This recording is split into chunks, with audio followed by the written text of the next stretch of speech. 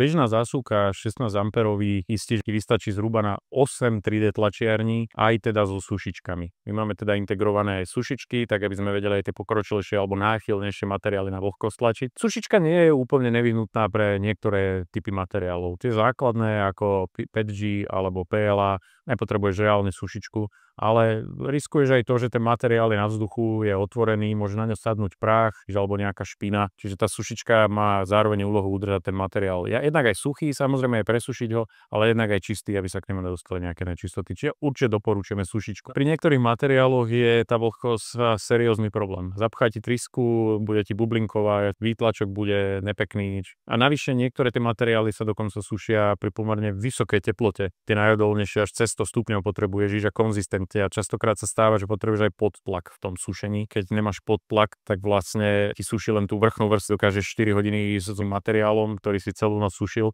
ale prídeš na tie hlbšie vrstvy, na tej cievke a už je znova problém.